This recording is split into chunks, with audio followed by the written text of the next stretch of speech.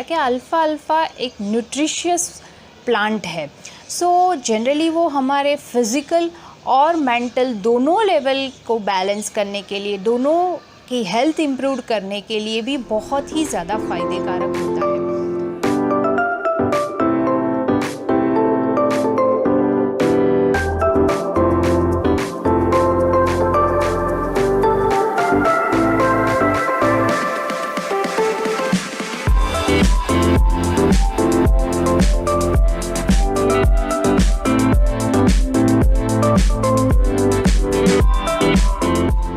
So let's talk detail about alfalfa, the benefits of alfalfa and how to use the alfalfa. Basically alfalfa, the word comes from Arabic word alfa. In common रिजका, ये भी एक general use होता है नाम जो काफ़ी familiar है यहाँ पे, रजको या रिजका। बेसिकली ये ग्रीन प्लांट है जिसे हम घास के रूप में जाने जाते हैं। अल्फाल्फा एक तरह का घास होता है जिसकी काफ़ी सारी मेडिसिनल प्रॉपर्टीज़ होती है, उसमें काफ़ी तरह के न्यूट्रिशंस होते हैं जिसकी वजह से ही उसे कंप्लीट सुपर फूड बोला जाता है। बेसिकली हम देखते हैं अल्फ़ा ग्रो होता है कैसे और कभी होता है और वो कैसा रहता है। प्रॉपरली अल्फ़ाल्फा दुनिया में काफ़ी जगह पे ग्रो होता है। हमारे यहाँ दिवाली के बाद का एक सीज़न रहता है, ठंडी का सीज़न, जिसमें अल्फ़ाल्फा ग्रो होता है। It takes around 2 months to grow. Generally 2 से 3 फीट तक उसके प्लांट के जैसे ग्रो होते हैं, वो कोई पेड़ की तरह नहीं होता है, और फिर उसे काटते हैं। बेसिकली अल्फ़ाल्फा जनरली यहाँ पे किसान अपने जानवरों के चारे के लिए यूज़ करते हैं, अपने गाय भैंस, क्योंकि उसकी प्रॉपर्टीज़ है वो ज़्यादा दूध दे सकते हैं अल्फ़ाल्फा खिलाने से। सो ये काफ़ी अच्छी एक उसकी प्रॉपर्टी है। बट अगर हम डिटेल में देखने जाए तो अल्फ़ाल्फा हम शरीर के लिए, स्वस्थ रहने के लिए भी काफ़ी सारी तरह से अलग अलग तरीके से यूज़ में होता है।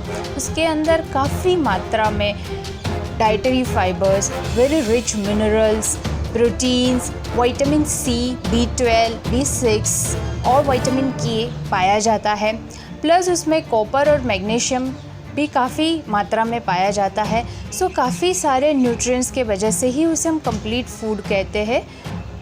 लेट्स सी कि अल्फ़ाल्फा का डोसेज क्या होना चाहिए। बेसिकली अल्फ़ाल्फा एक फ्रेश हर्ब है, पर वो हमेशा अवेलेबल नहीं हो सकते, हम फ्रेश को कंज्यूम भी शायद नहीं कर पाते हैं। तो उसके अलग अलग फॉर्म मार्केट में अवेलेबल है जो आप यूज़ कर सकते हैं। जैसे कि जो ग्रीन अल्फ़ाल्फा होता है उसे ड्राई करके इस तरह से पाउडर के फॉर्म में यूज़ होता है ये, और इसकी टैबलेट्स भी बनती है। काफ़ी हद तक लोग अल्फ़ाल्फा के बीज जो सीड्स रहते हैं उसके स्प्राउट्स भी खाने में यूज़ करते हैं, वो भी उतने ही फ़ायदेमंद होते हैं।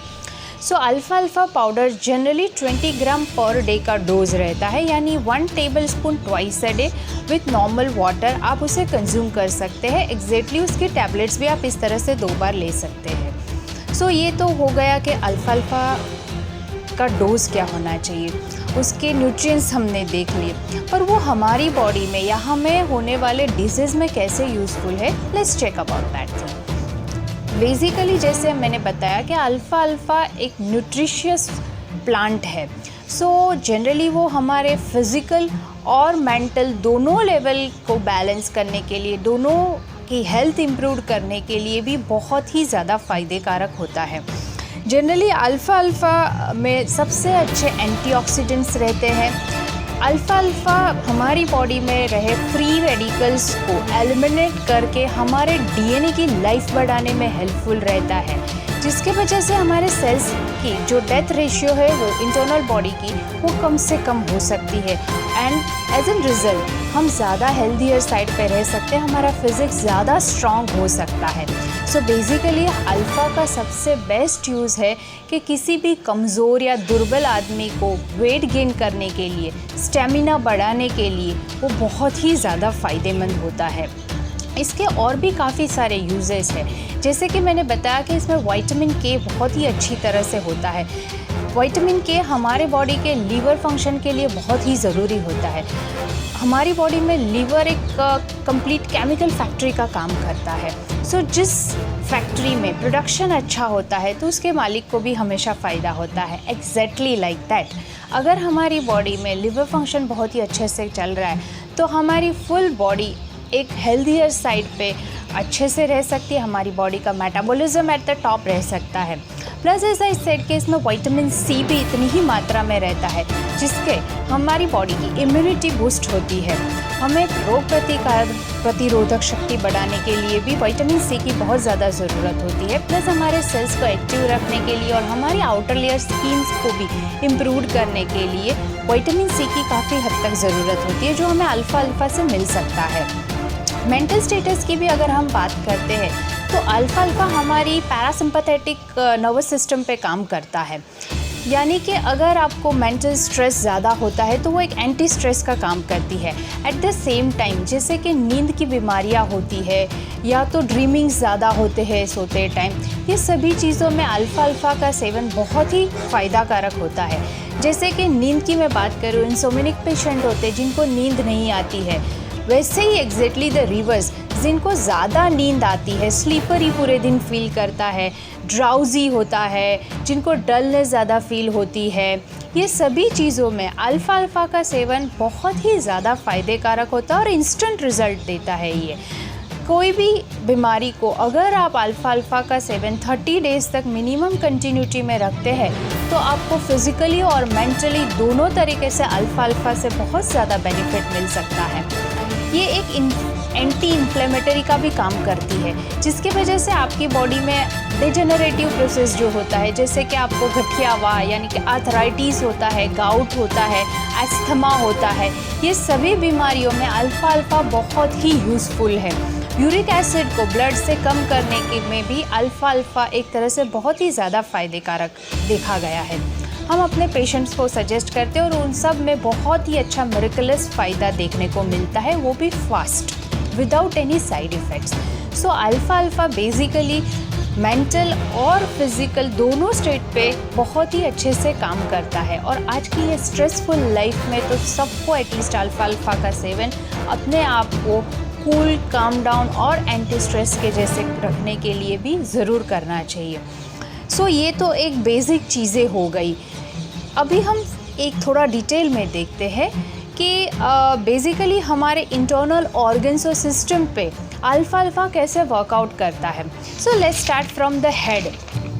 सो हेड से अगर रिलेटेड हम देखें तो जिनको एक सीवियर हेडेक होता है या तो किसी को ब्रेन इंजरीज होती है, स्ट्रोक आया हुआ रहता है, जिनकी आंखें हमेशा से भारी रहती है, जैसे बोलते शटर डाउन रहता है जिनका, may be because of migraine और हाई बीपी ऑल्सो, तो ये सभी तरह के प्रॉब्लम्स में अल्फ़ा अल्फ़ा का सेवन बहुत ही फ़ायदे कारक देखा गया है।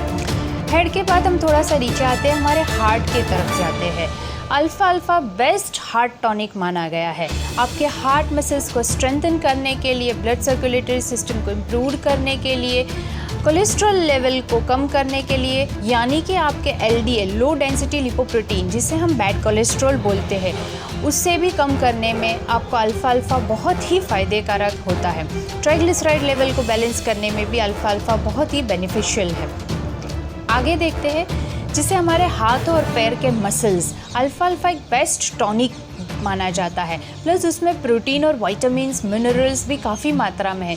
इसीलिए हमें अगर कहीं भी जॉइंट पेन है या तो आपको क्रैम्प्स आते हैं इत्यादि, जो मसल्स रिलेटेड टेंडर मसल्स होते हैं हमारे, तो ये सभी प्रॉब्लम्स में अल्फ़ा अल्फ़ा का सेवन बहुत ही फ़ायदे कारक देखा गया है।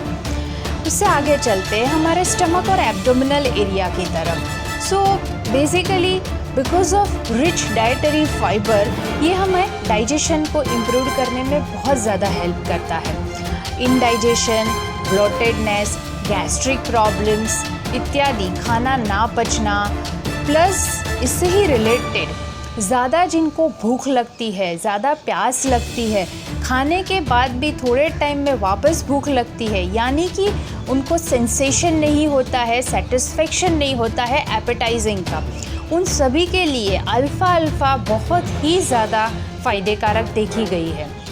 रेगुलर अल्फ़ा का सेवन ये सभी प्रॉब्लम्स और बीमारियों में काफ़ी हद तक इम्प्रूव कर सकता है या तो टोटली उसे सॉल्व भी करने में हेल्पफुल है।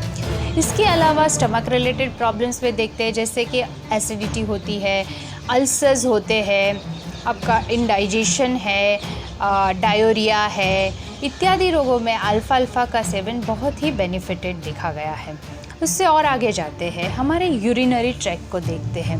यूरिनरी ट्रैक रिलेटेड काफ़ी सारी चीज़ें जो डिस्टर्बेंस तकलीफ़ें होती है, उसमें भी अल्फ़ाल्फ़ा का काफ़ी अच्छा रिजल्ट देखा गया है। जैसे कि डायबिटिक पेशेंट को फ्रिक्वेंट यूरिनेशन की कंप्लेंट्स रहती है, प्लस उसके वजह से उनको इरिटेबिलिटी क्रिएट हो जाती है, मोस्टली द कंटिन्यूस अर्ज ऑफ यूरिनेशन, बट वो पास ऑन नहीं हो पा रहा है, प्रोस्टेट की कंप्लेंट्स रहती है जिनको, ये सभी चीज़ों में अल्फ़ाल्फ़ा का सेवन 100% आपको रिज़ल्ट बेनिफिशियल है और बहुत ही अच्छा रिज़ल्ट दे सकता है।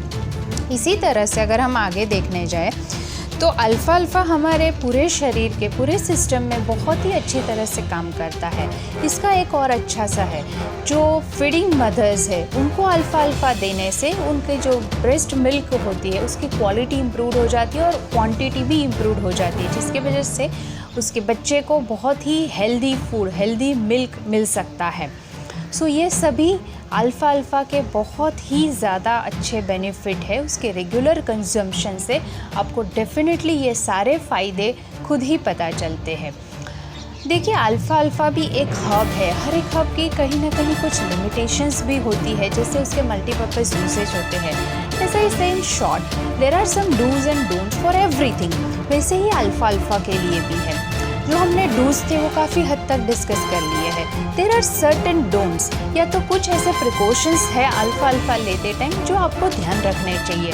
There are certain things that we discuss, like अगर कोई प्रेग्नेंट लेडी है, यानी कि ड्यूरिंग प्रेगनेंसी अगर अल्फ़ाल्फ़ा कंजम्पशन करना है तो अंडर द गाइडेंस ऑफ नेचुरोथेरेपिस्ट और डाइटिशियन। वैसे ही जो ब्लड थिनिंग का, यानी कि खून को पतला करने की अगर कोई मेडिसिन जैसे कि इकोस्पिरिन इत्यादि ले रहे हैं तो उनको भी अपने नेचुरोथेरेपिस्ट के गाइडेंस के हिसाब से अल्फ़ाल्फ़ा का डोसेज लेना चाहिए।